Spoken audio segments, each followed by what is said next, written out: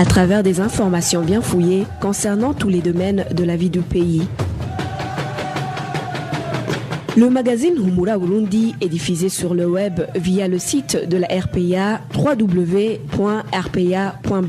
Humura Burundi.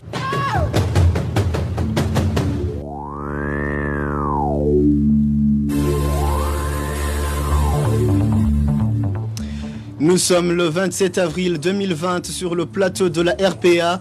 Bonsoir et bienvenue chers auditeurs au magazine Humura Burundi et sont tardés les principaux titres.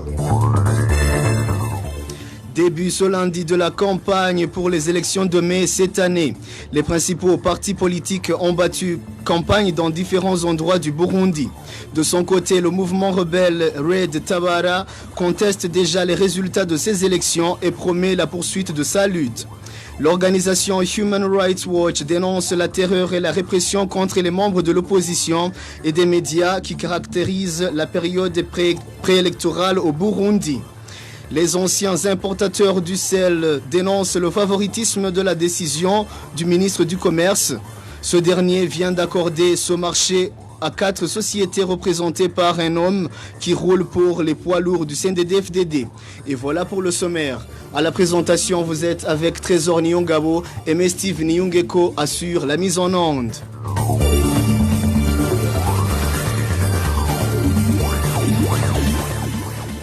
Ouvrons ce journal par la page politique. Lancement officiel ce lundi dans tout le pays de la campagne électorale pour les élections de mai 2020 par différents partis politiques. Malgré ce lancement sur tout le territoire national, les militants du parti CNL des provinces du Sud ont été bloqués en provenance de Gitega par des policiers durant 3 heures avant d'être autorisés à continuer la route. Un véhicule en provenance de Ngozi qui transportait des membres du parti CNDD-FDD et du matériel de sonorisation dans la campagne en province Gitega a eu un accident au niveau de la rue Vironza. 2 personnes sont mortes sur le champ et plusieurs cas de blessés ont été enregistrés. La campagne du CNDD-FDD a été lancée ce lundi en province de Gitega et plus précisément en commune Bugendana. Dans leur discours de circonstance, Pierre Nkurunziza, président sortant, et Evariste Ndayishimiye, son dauphin, tous sont revenus sur la succession dans la continuité du système CNDD-FDD et le caractère symbolique de Bugendana comme l'adieu des accords d'Arusha et l'inauguration de la constitution actuelle selon les volontés du CNDD-FDD. Également, le projet de société de ce parti a été abordé dans la globalité sans détail. Éloge Divin Remesha a suivi ces festivités pour vous. Les similitudes et la complémentarité des discours prononcés à l'occasion montrent fortement que ces derniers sortent d'un même laboratoire. D'abord, les 2 discours reviennent sur le caractère symbolique du site de Bugendana, ayant servi de lancement du référendum et la proclamation des résultats de ce dernier pour l'actuelle constitution. Ce site de Bugendana symbolise les adieux à la constitution qui s'inspire des accords d'Arusha et la mise en place des institutions issues de la nouvelle constitution dans l'esprit et la lettre du CNDD-FDD. Pierre Nkurunziza a rappelé que c'est sur ce site qu'il a proclamé de ne plus briguer notre mandat, tandis que Evariste Ndayishimiye précise que c'est sur ce site qu'il hérite la mise en place effective de nouvelles institutions conformément à la nouvelle constitution. Ensuite, la campagne sonne la succession dans la continuité du système Nkurunziza. Martelant à plusieurs reprises contre lui et Evariste Ndayishimiye, il n'est point possible d'y mettre le doigt depuis le maquis à ce jour. Pierre Nkurunziza a appelé les troupes du CNDD-FDD à voter pour Evariste Ndayishimiye qui, lui-même, a reconnu de poursuivre la politique de son prédécesseur tout en rappelant que tous ceux qui ont voulu s'opposer à sa volonté en ont payé cher. Allusion faite aux fondeurs de ce parti et tous les autres opposants politiques. Sans détail, Evariste Ndayishimiye a annoncé que son projet de société porte sur la santé, l'habitat décent, l'eau et l'assainissement, l'éducation, l'économie et l'unité. Les 2 orateurs ont salué la présence des partis satellites qui soutiennent le candidat du CNDD-FDD tout en crédibilisant le prochain scrutin aux yeux de la communauté internationale qui a subi des attaques voilées des 2 hommes. Enfin, le candidat du CNDD-FDD se rassure déjà de la victoire, mais a invité ses sympathisants de battre campagne dès aujourd'hui. Merci à Éloge Divin Remesha. De son côté, le parti CNL d'Agatongwassa a battu campagne au stade de Remera dans la ville d'Ongozi. Dans son discours, le candidat à la présidentielle de ce parti est revenu sur les injustices, les persécutions et différents crimes dont sont victimes ses sympathisants et autres membres de l'opposition. Il en rappelle aux forces de l'ordre d'assurer la sécurité de tous pendant cette période de campagne électorale. Le parti UPRONA lui aussi a commencé ses propagandes ce lundi. Le lancement officiel par le candidat Gaston Sindimgo a eu lieu dans la commune Gisozi de la province Mngaro. Ces propagandes commencent au moment où le parti UPRONA se trouve dans une situation difficile de division consécutive. Le parti Frodebu a également lancé la campagne électorale de son candidat Léonce Ngendakumana en zone Kinama de la commune Nahangwa en mairie de Bujumbura.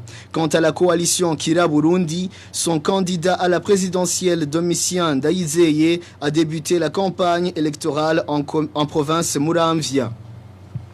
Entre-temps, l'association internationale de défense des droits humains Human Rights Watch déplore que les autorités et les membres du parti au pouvoir, le CNDD-FDD, aient eu recours à la terreur et à la répression contre l'opposition politique et les derniers médias et groupes indépendants. Des actions qui, selon cette association, augmentent au fur et à mesure que l'on approche les élections générales dans le pays.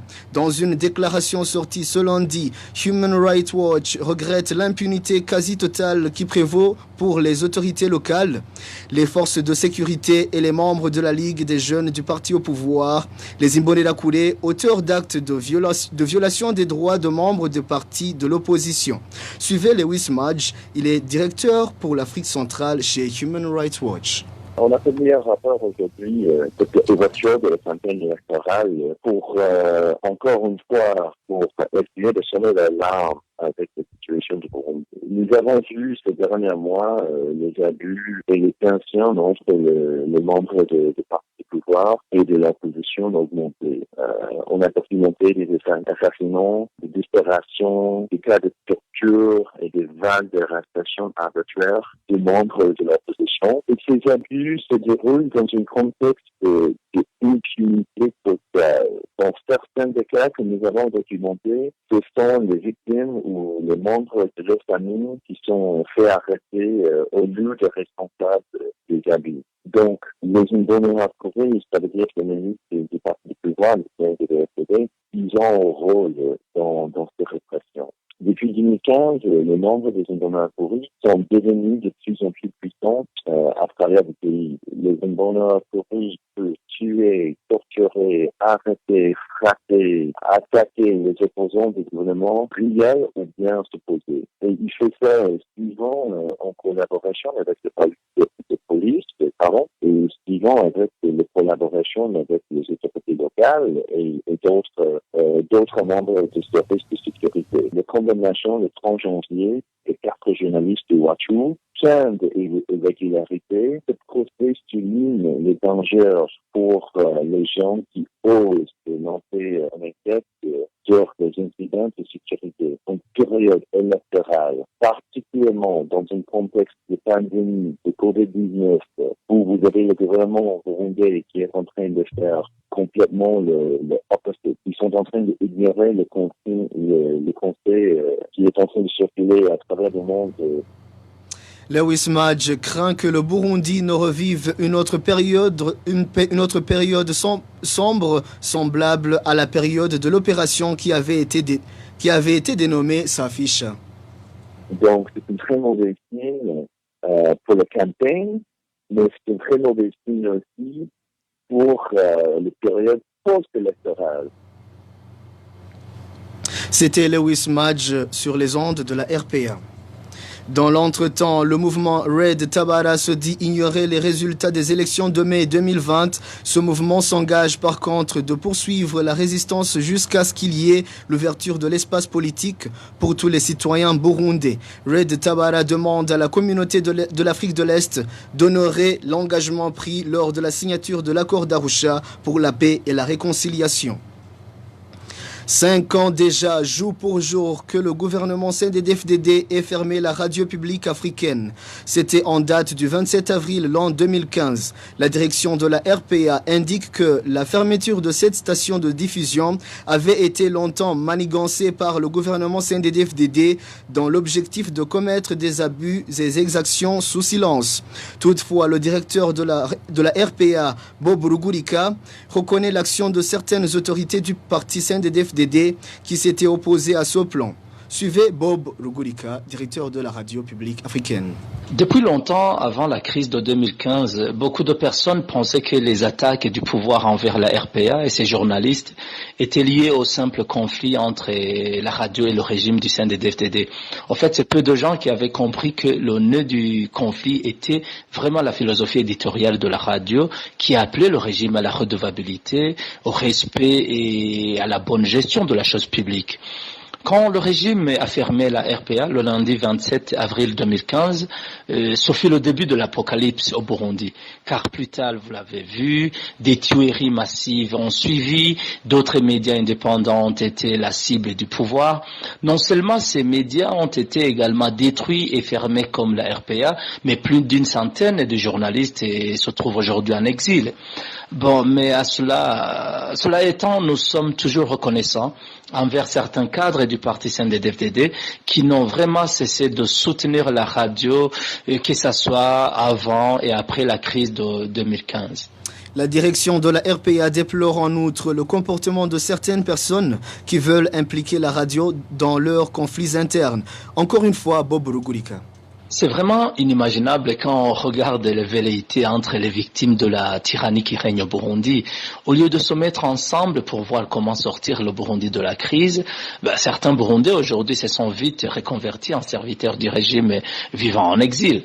D'autres, pour des intérêts sectaires et égoïstes, se sont mis à attaquer, diaboliser les autres. Cette manque de solidarité entre les victimes du régime burundais affecte également la RPA qui continue de subir des attaques de la part d'individus qui cherchent à anéantir la radio en l'associant à différentes entreprises et en vue de mettre en cause notre caractère neutre et indépendant. Mais franchement, pour nous, ces gens sont en train de perdre leur temps. C'était Bob Rugurika, directeur de la radio publique africaine. Une courte pause et poursuivons avec ce journal. Retrouvez les différentes productions de la RPA sur Facebook, YouTube, Twitter et sur www.rpa.bi. Page sécurité à Ménon. Une femme de la colline Marambo, commune Rugombo de la province Chibitoke, vient de passer 3 jours sans dormir dans sa maison. Elle est accusée de sorcellerie par sa concubine, d'avoir tué 2 parmi ses enfants et jure de se venger. Les voisins de la victime indiquent quant à eux que ces accusations sont sans fondement car elle n'a aucun problème avec l'entourage. Le point avec Clovis Nyonzima. Cette femme qui vient de totaliser 3 jours sans passer la nuit à son domicile s'appelle Yvette Miwouro, surnommée Mama Bébé ou Mama Karim, et mère de 7 enfants. Elle est accusée de sorcellerie par sa concubine de son ex-époux qui jure qu'elle va la tuer avec tous ses enfants. La situation est devenue de plus en plus compliquée. Un homme est venu et m'a dit qu'il va me tirer dessus avec mes enfants. C'est un problème. Pour le moment, j'ai décidé d'abandonner ma maison et je suis parti avec mes enfants. Alors qu'elle est accusée d'être à l'origine de la mort de 2 enfants, les voisins de la victime font savoir que ces accusations ne sont pas fondées car elle est en bon terme avec l'entourage. En réalité, il n'y a plus rien de sorcellerie. Je connais bien Mama Karim. Elle ne sait rien à propos de la sorcellerie. C'est une bonne voisine qui aime causer avec les autres. Même nos enfants passent beaucoup de temps chez elle et aucun n'a eu de problème. Nous pensons qu'elle est en train d'être menacée simplement à cause de la jalousie de sa concubine. Ce qui est étonnant, c'est que la victime a saisi les autorités qui lui ont signifié qu'il ne faut pas le dire à personne, y compris les membres de sa famille. La population de la commune de Rugombo indique que son ex-époux a une influence au niveau de l'administration communale. Contactée à ce propos, Béatrice Kaderi, administratrice de la commune de Rugombo, n'a pas décroché son téléphone portable. Merci aussi à Clovis Nyonzima. Plus de 207 000 personnes ont été emportées par la Covid-19 dans le monde. Les États-Unis battent le record des décès liés à cette pandémie. Émile Nibasumba nous fait le point. Plus de 55 400 décès ont été enregistrés aux États-Unis depuis le début de la pandémie de Covid-19.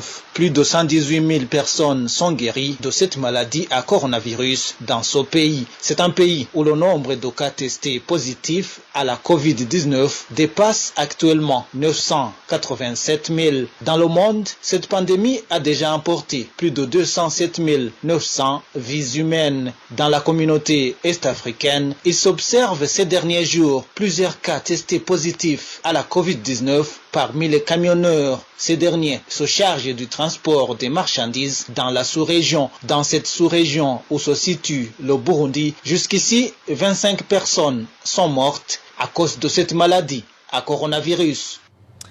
Émile Nibasumba. 4 journalistes du groupe de presse Iwachu totalisent 189 jours d'incarcération à la prison centrale de Bubanza. Ils ont été arrêtés le 22 octobre 2019 au moment où ils s'étaient rendus en commune Musigati pour enquêter sur les combats qui opposaient les forces régulières et des groupes armés. Le tribunal de grande instance de Bubanza les a condamnés d'une peine de 2 ans et 6 mois de prison et d'une amende d'1 million chacun. Accusés au départ de complicité d'atteinte à la sûreté intérieure de l'État, ils ont vu l'infraction à leur charge modifiée dans le jugement du tribunal de grande instance Bubanza. Ils ont été condamnés pour tentative impossible de complicité d'atteinte à la sûreté intérieure de l'État. La défense de ces journalistes a interjeté appel vers la fin du mois de février devant la cour d'appel de Nahangwa. Si rien ne change, l'audience est prévue au début du mois de mai prochain. Les associations des défenseurs des droits humains nationales et internationales ne cessent de plaider pour la libération de ces journalistes qui, selon elles, ne sont victimes que de leur métier.